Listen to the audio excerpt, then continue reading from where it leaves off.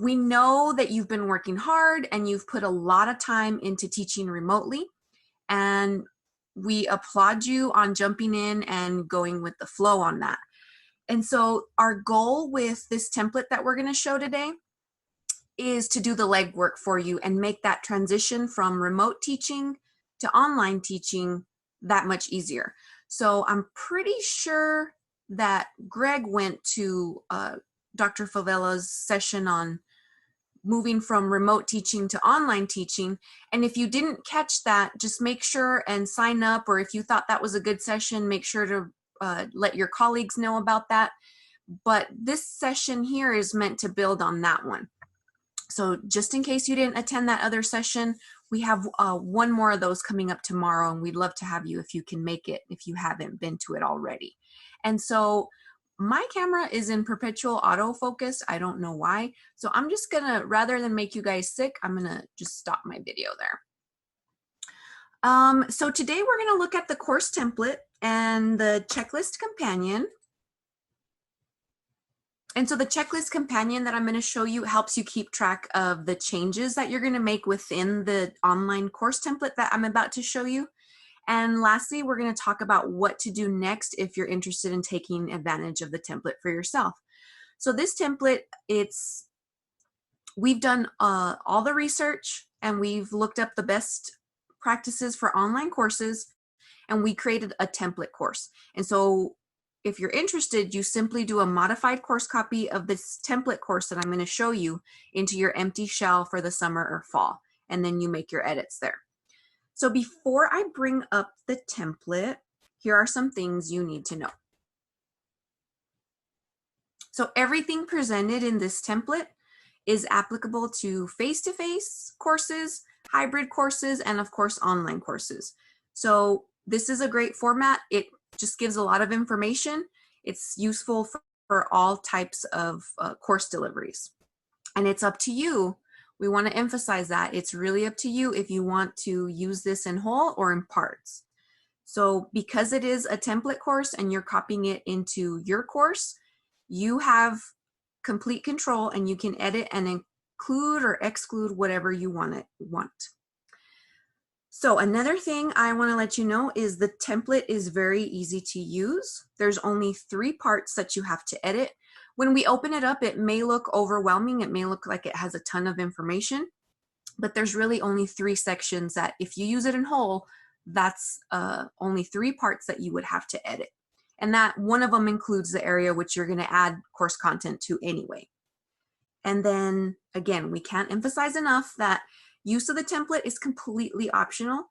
No one in this session is required to use it for their online courses. But just to let you know, I can't help but talk the template up. So I have to let you know that we've gotten a ton of positive feedback, both from students and faculty who have decided to use the template in whole. And so now let's go ahead and get to the template.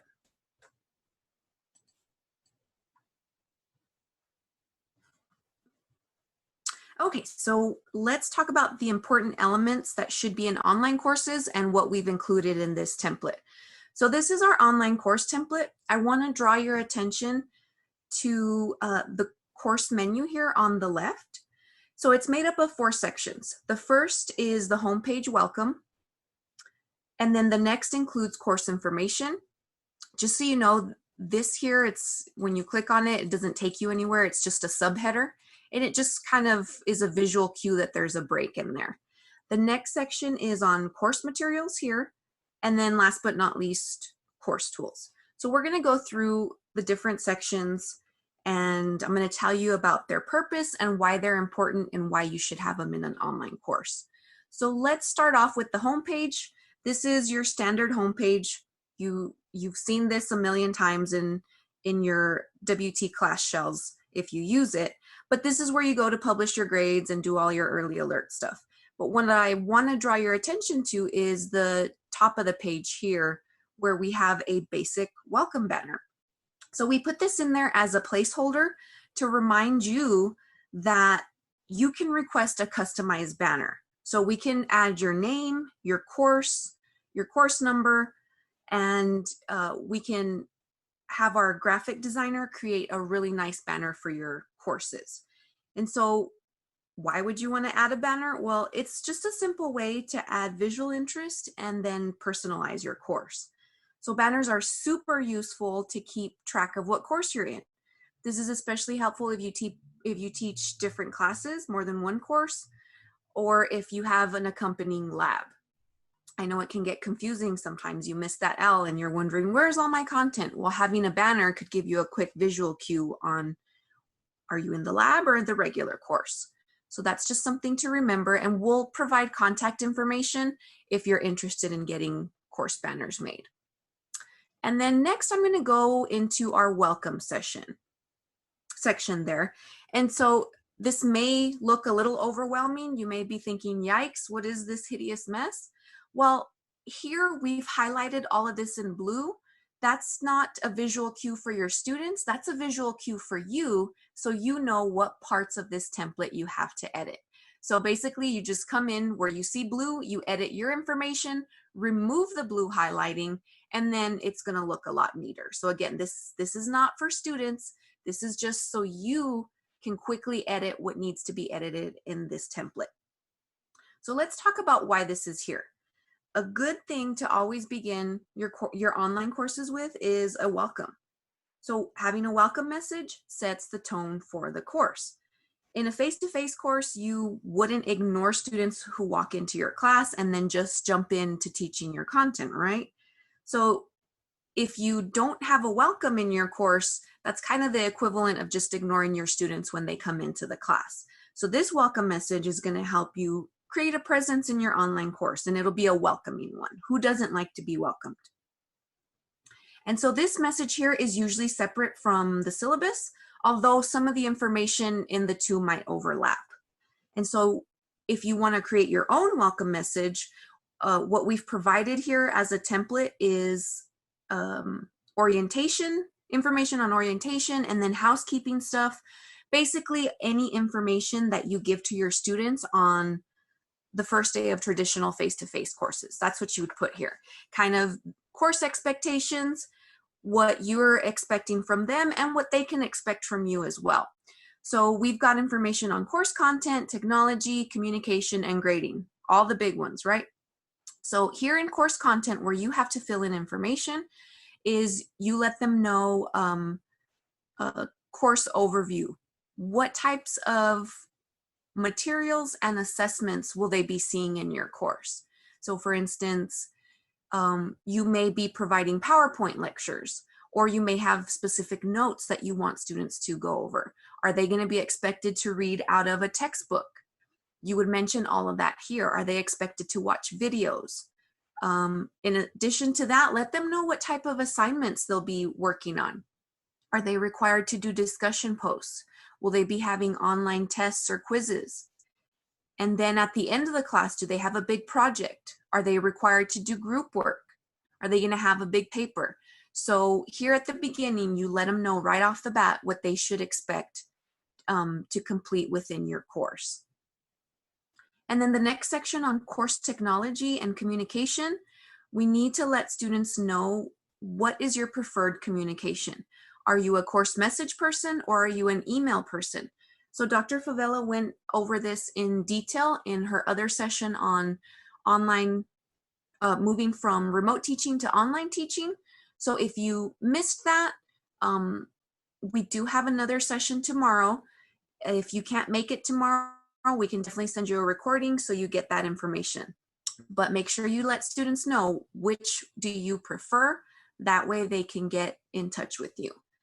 And then another thing to add about communication is we need to let students know when should they expect a response from you. If they contact you via the preferred communication that you want them to contact you through, when could they expect to hear back from you? 24 hours, 48 hours, 72 hours, a week? Basically, there's no hard rule. We've just added this here as a suggestion. If that doesn't work for you, you can definitely change it. But hopefully by putting that there, students know what they can expect from you, and hopefully they'll understand that yes, you are there to help, but you also have a life outside of your email and course message correspondence. So that makes that clear there. Then here in the grading section, again, you just want to reiterate your grading criteria. This is usually in your syllabus. You can copy and paste. Are you a points person? And what assignments are going to be worth those points amounts? Or are you doing weighting in your class? What percentages can they expect on those assignments for weighting? And again, you don't have to reinvent anything, just copy and paste it from your syllabus. You're probably putting that in there anyway. And then in the last section for grading, again, you want to let students know what they can expect from you. So when will they get their grades and their feedback? We've suggested 10 working days, so that gives you about 2 weeks.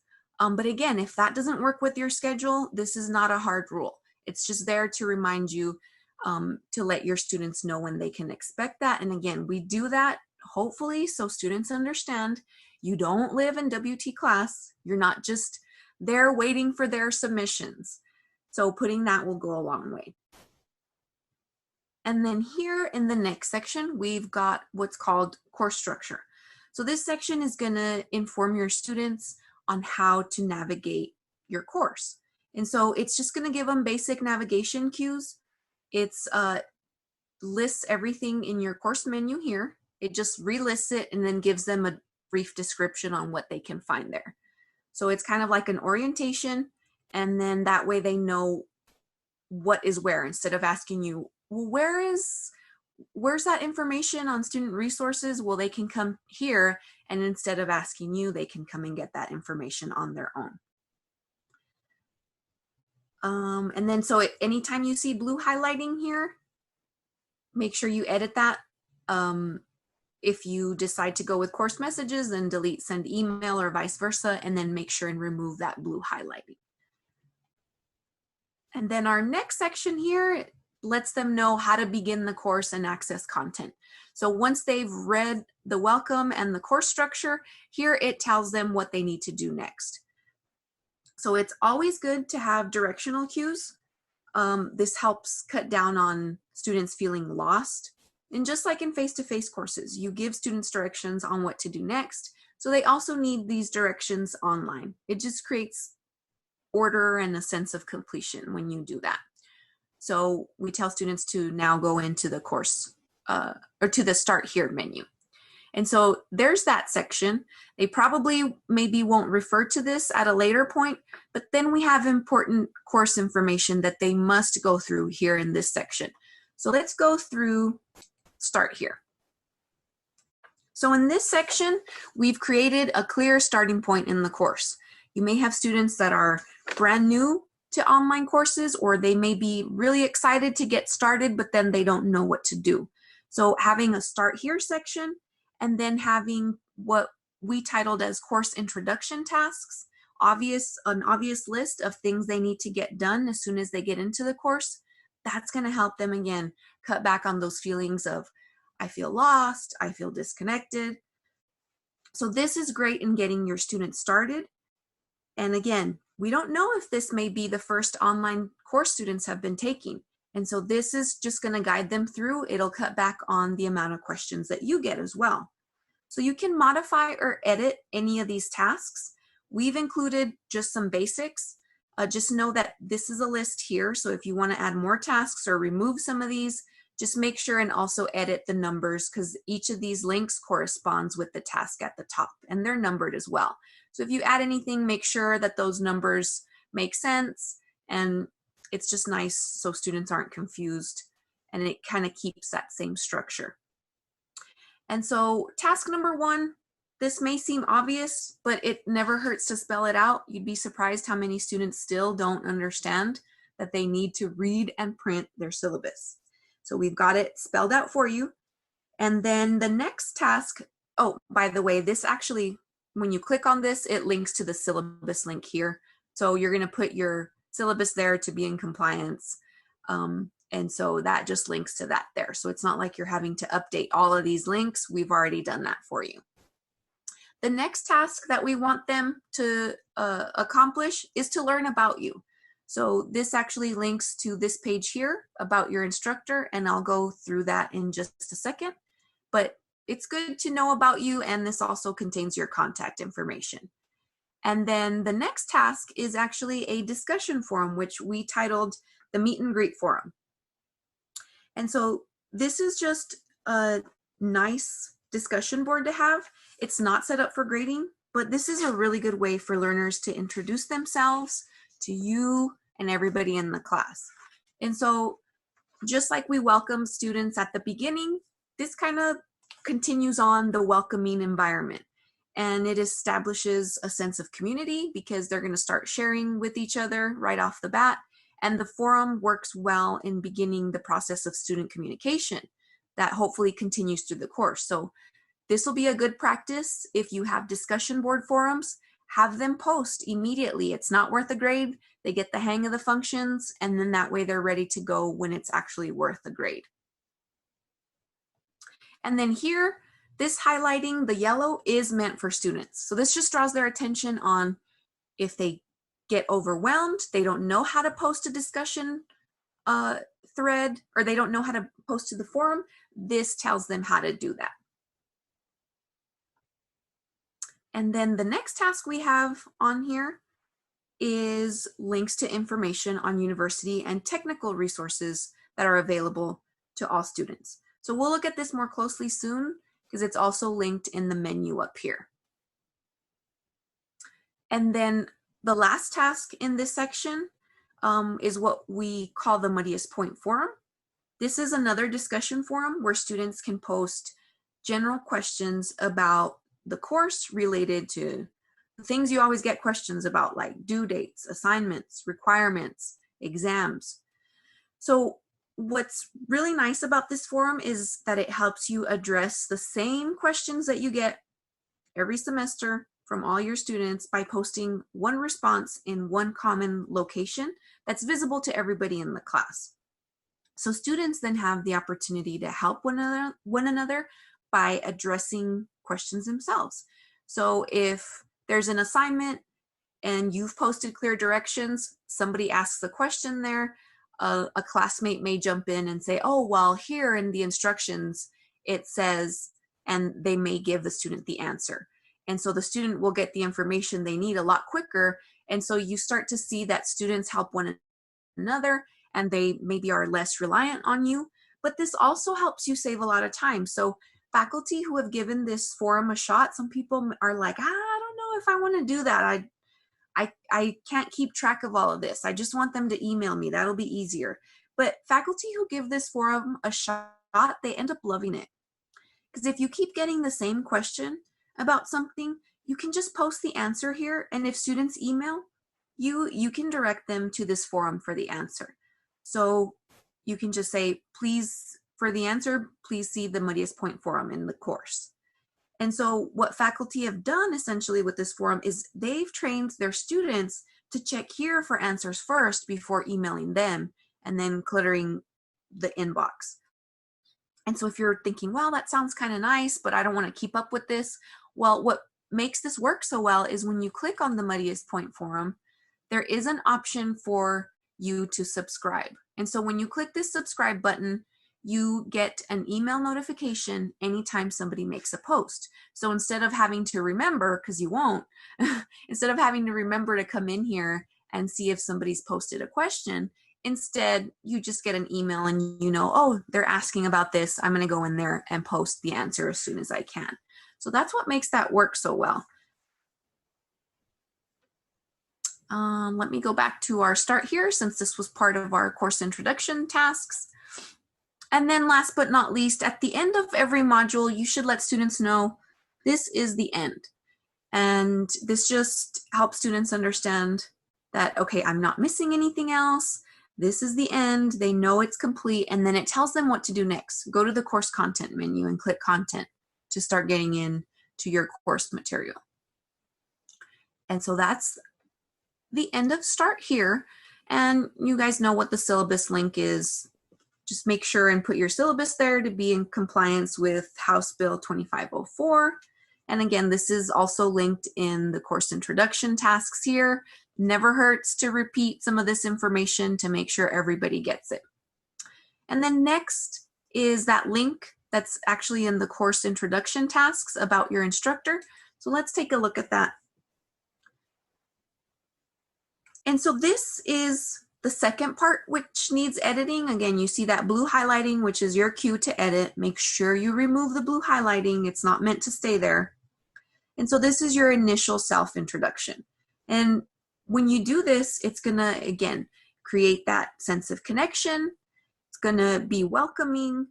And you may want to include a short bio here, your name, of course, a picture, short bio, like your teaching philosophy, your experience with online teaching in the past, or maybe some personal information like hobbies, family, travel experiences.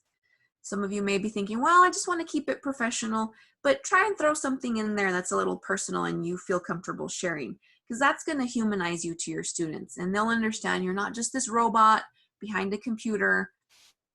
And it just goes a long way to have that there. Now, what some faculty we've been encouraging, and if you feel brave, go for it. Your students will love it for sure. I know when I have classes online, I like to see who's teaching the class and learn about them. So what you can do is create your own welcome video. Can be 1 to 2 minutes long. Just tell them about yourself and your credentials and the classes you teach, and you can keep using that video for all of your courses. And so instead of just having a static picture, the video is really nice to have. Once our campus opens, I'd like to encourage you to come to our studio where we record welcome videos for you.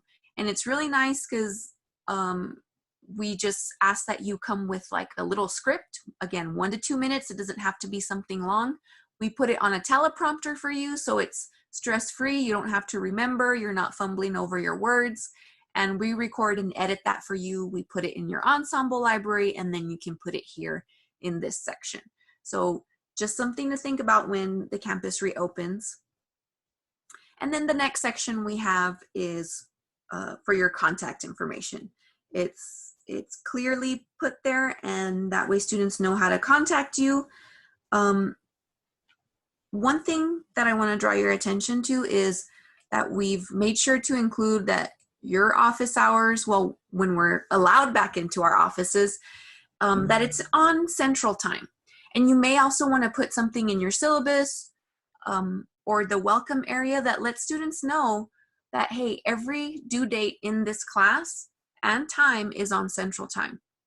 Because what happens is students are studying and in your classes, and they may be all over the world. And so they may be thinking, oh, it's due at 11:59 my time. No, it's 11:59 Central Standard. So we always want to emphasize that to avoid missed due dates and confusion. So that's that there.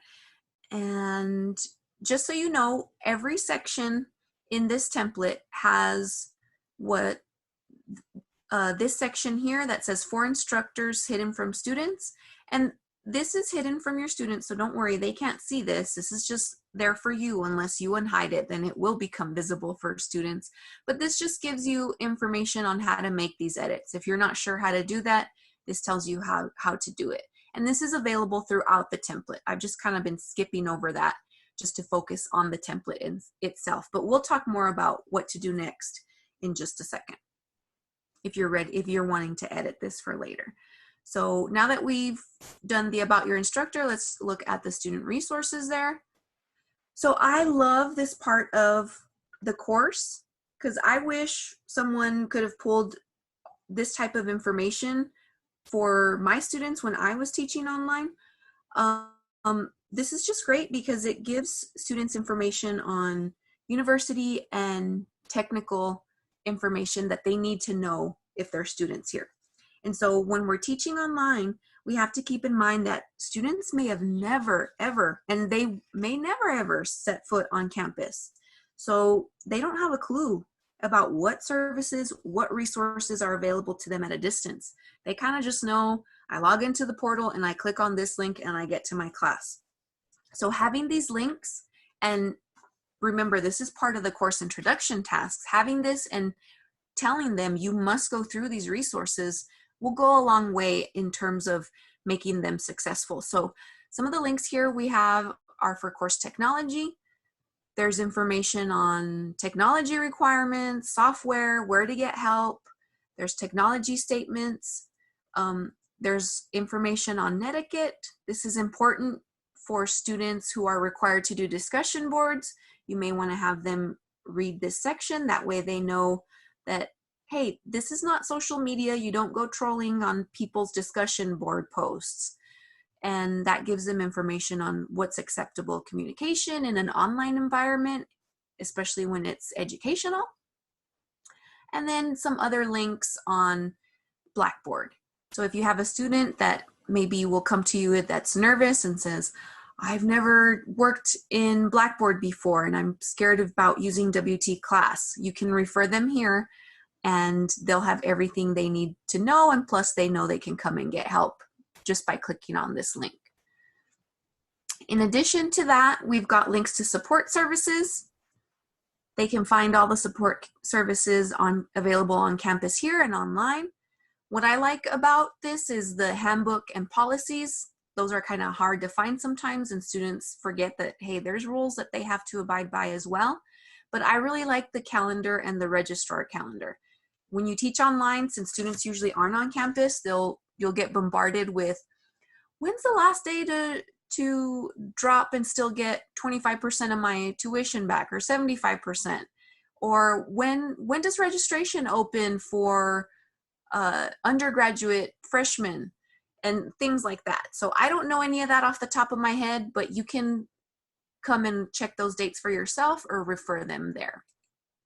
And then last but not least, we have a really cool link to Ally, which is a nice tool that we have in WT Class. So it works with any documents that you upload into your course, and it gives students access to alternative formats for any documents you upload. So PowerPoints, PDFs, any Word documents, students can look at these instructions and get their preferred format. My preferred format would be an audio version, so they can get an audio MP3 file for any documents you upload in your course, which is really nice. So this gives them that information. This is also useful for students with learning disabilities, and maybe they have a preferred format that they can download here as well. So that's all there in the student resources. I love that section of the template. Now let's move into the course materials section. So here is our first link, which is to the content area. So this is the third area that you would need to edit. So you need to do edits in welcome, about your instructor, and then here where you add your content.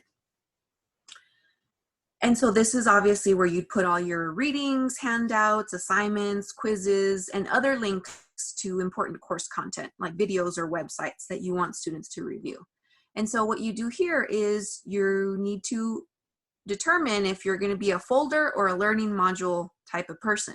So Dr. Favela went through this in detail in her session, so I highly recommend that you attend that tomorrow if you didn't, but she talked about this, and if you need a recording to that, just let us know and we can send that to you.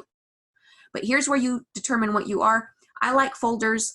Basically, the learning module and the folder, it has the same contents, it's just presented a little differently. So I'm going to show you what's in the folder section. And so basically what you're going to do here, we have one folder that's available, one that's hidden.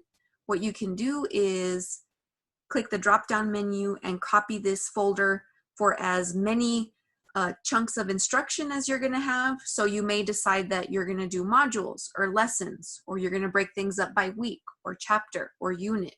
Whichever way you decide to break it up, you can copy this folder into as many chunked bits of instructional content that you want, and then start working in them. And we've made one available so you can have the first one open for your students once class is open. So I'm going to show you what's in the folder. We did a basic outline that kind of just guides you through on what should you be presenting to your students in addition to whatever content you're going to give them. So first off, you want to edit the title, let them know what type, how you're chunking the instruction, and then if possible, put a date in there. The adding dates for completion, like when does the chunk of instruction start and end? That'll go a long way so students aren't hunting, wondering, wait, did I is this the module I'm in? Or did we do that last week? Or did I miss something? So this helps keep them on track. Then in the overview section, it's just nice to let them know what topics are going to be discussed in that chunk of instruction. So are they reading specific chapters? Let them know which ones. Also, it's nice to let students know how this particular chunk of instruction relates to the course as a whole. Sometimes we get bogged down in the small view and we forget the big picture and what the big picture is for the entire course. So it's nice to add that in there. The next section reminds you to add your objectives. It's important to clearly express what your students are supposed to be able to accomplish after this period of teaching, after this segment of instruction. So let them know. If you're like, yikes, I don't have any of that written down, I don't know what to put in there. Well, if you're having students read through specific chapters, you can find a lot of those objectives at the end or the end of the chapter. So it'll tell them if they're required to read chapter 1, it should tell them in the book what they should know by the end of that chapter. So feel free to use that as a guide. And then we also have a list of activities. So this one may feel a little tedious, but it's important to let students know explicitly and clearly what is expected of them for each chunk of instruction. So are they supposed to read out of their textbook? Well, if they are, activity 1 should be read chapter 1. And are they supposed to go over PowerPoint notes or lectures? Then activity 2, read your PowerPoint lectures. Are they supposed to read videos? Are they taking a test? Are they doing a post? So everything that they're required to do in this chunk of instruction, whether it's going over materials or any assessments, should be listed here. And you can edit that to include as many or as little as you need to. And so once you do this quick checklist, you don't have to put all of the detailed instructions, but it's just a nice checklist that they can refer to and make sure and go through at the end and say, okay, I did this, I did activity 2, I did 1, I did 2, I did 3, and that just lets them know that they're right on track. And then underneath, that's where you can start adding your course materials, your assessments, and when you do that, you want to make sure and add detailed explanations on their purpose.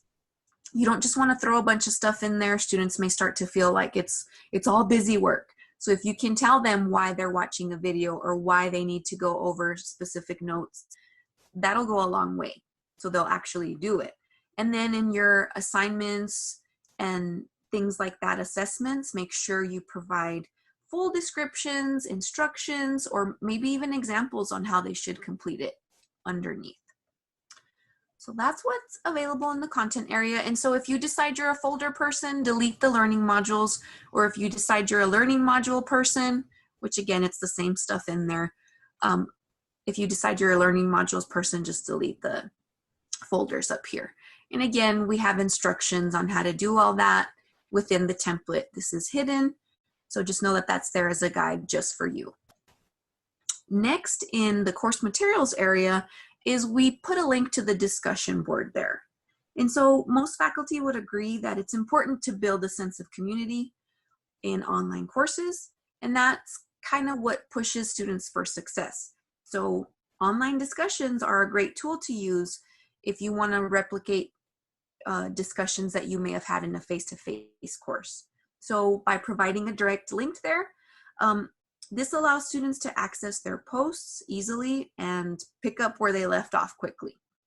So for instance, if you have students post an initial reply and then they have to reply to 2 students, well, they may not have 2 students to reply to immediately if they're one of the first people to post. So they may have to come back, and getting directly to the discussion board quickly may help them just have an easier time in completing those assignments versus going through content, clicking through folders, searching for the current discussion board and going through all of the content that way.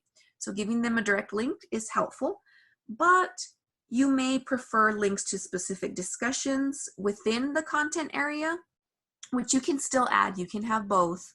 So if you rather link to a discussion board within the content area so it has more context, instead of them just going straight to the boards and posting, you can do that as well. And you can always hide this link. I recommend that you don't delete it. If you just hide it, then now you have a quick link to get to the discussion boards. So if you want to keep it open for students, or just hide it, and then it becomes a useful link for you to review the discussion boards quickly. And now we're at the course tools. So these are your basic course tools as you've seen in any of your other courses. The important thing here is to hide whatever form of communication that you're not going to be using. So if you're a course messages person, make sure you hide your email. You can click the drop down arrow and click hide link. You don't want to delete it because you still may need an alternate way to connect with students. For instance, if you're not reaching them through course message, and that's your preferred communication, you don't want to delete the email link because then you can't send them an email as an alternate form. But just remember, whichever one you choose, make sure and hide the other. You don't want to have two open and then have to manage two forms of communication and have students upset. Why is my professor ignoring me when you're not checking the other that's available? And then next we have a link to the course calendar. I like the course calendar because it helps students stay organized. And anytime you create an assignment or a test or a discussion board and you add a due date within the options in all of those assessments, it actually creates an event within that calendar. And what's cool about that is when students use the Blackboard app on their mobile device, they actually get notifications about those due dates. So you can keep that there.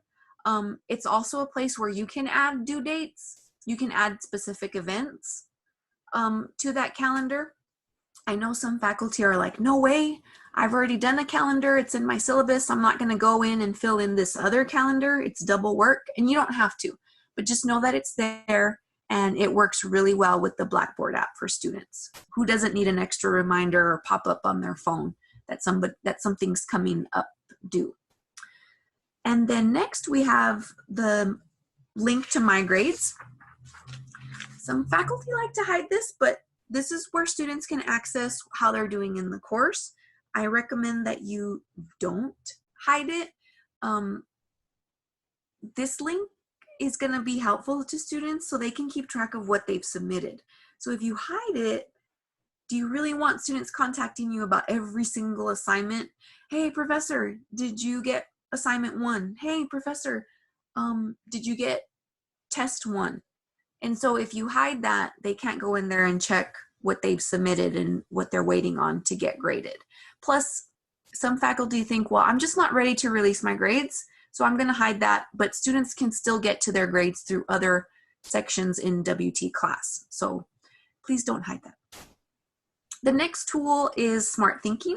This is just a link to free live web-based tutoring. It's available on a variety of subjects and it's available 24/7. So you may want to refer your students to that. Another link we have is to the library. And so this is going to be very helpful because it's going to give students links to library resources, research help, high quality information, especially if you're going to have students working on papers. That link is, you want to refer them to that link for sure. Last on the course tools is the course alerts. This is actually hidden.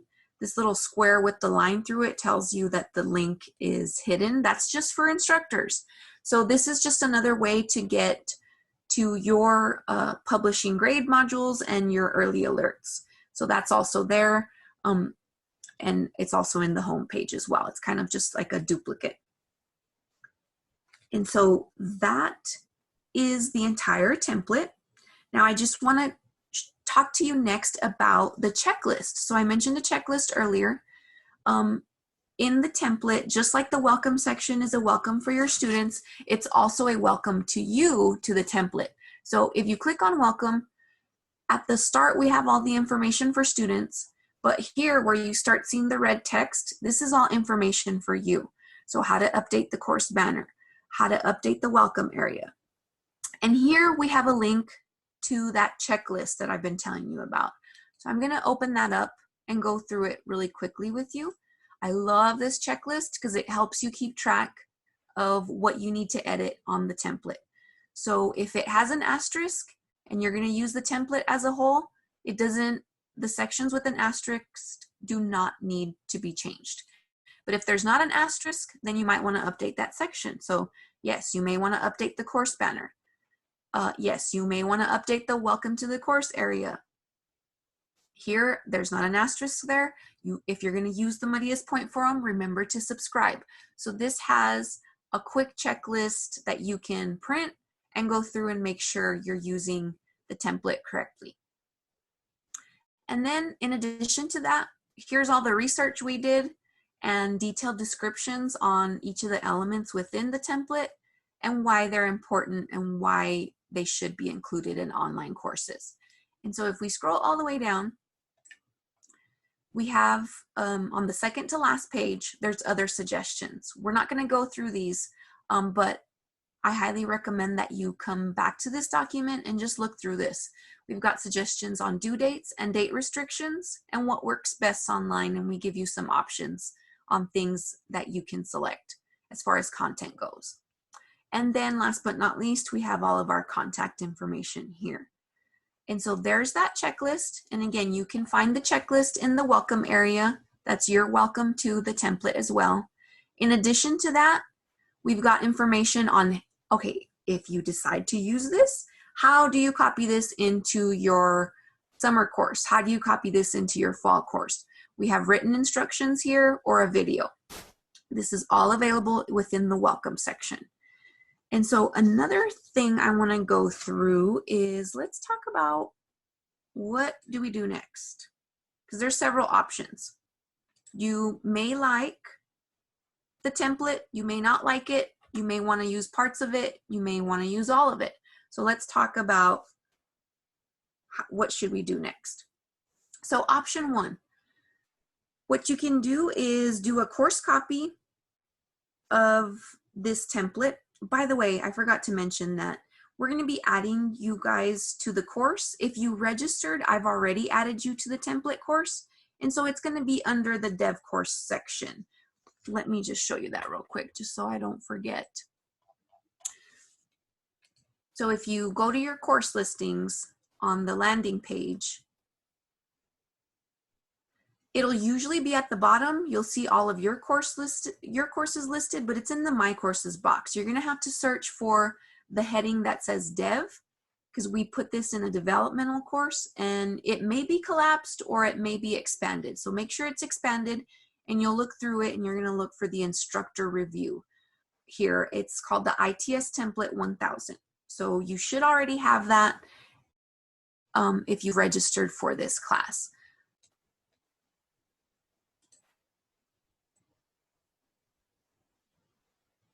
And so what you'll be able to do, since you have access to that course, is you'll be able to copy that template into your empty course. Then you edit the template using the checklist, you add your content. If you have content from a previous semester, you can also add that in as well after you add the actual template course into your empty shell. Or your other option is you may do a course copy of the template into a developmental course. So maybe you're thinking, nope, I don't want to copy this into a live course. I want to play with it a little bit. And then just let us know. We can get you a dev course. Then you can edit the template areas using the checklist after you copy it in. That way you only have one template to edit. So if you're teaching 4 classes in the fall, instead of editing this template 4 different times, put it in a dev course, make that your new template, make your edits there, and then copy it into all your courses and then add your individual content later. Or option 3, you may decide, well, I kind of don't, yeah, that's a nice template, but it's too much. I don't want to deal with it. And you may decide that you just want to use the checklist and build your own template. So you could do that in a developmental course or in your live course. Just let us know if you need a developmental course. And so then you'd copy your template into your empty courses and add the course content there. So there's several options. If you're working with several different classes, just you may have a hard time kind of wrapping your head around how this works. I know when we first put this template together and I was first starting to copy it into courses for faculty, I had to contact Krista several times and say, okay, wait, where do I start again? What am I doing? And it kind of took a while for it to click, but once it does click, it makes a lot of sense. So if you need a talk through, maybe you have different sections and you want to maximize your time and work smarter and not harder, we can definitely talk through that with you. But if you're like, I have no idea what you just said, Yvonne, I like the template, but you just complicated things way too much, just contact us and we can give you instructions, or you can go into the welcome section and there's that video you can view to copy it on your own if you're a do-it-yourself type of person. And so I also want to tell you guys about upcoming trainings. So we're offering several trainings through May 21st. Tomorrow, Krista's doing one of the last sessions for moving from remote teaching to online teaching.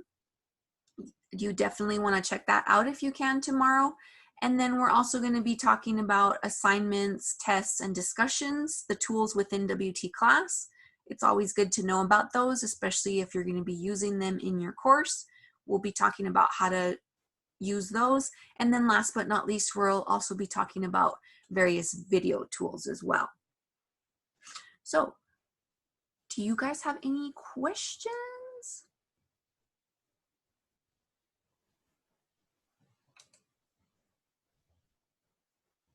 I don't think we had anything in the chat. No, everybody's been pretty quiet. And again, if you don't feel comfortable asking questions, that's not a problem. You can always contact us directly. But we are so glad you attended today, and we hope you find that template useful. If nothing else, use the checklist and create your own.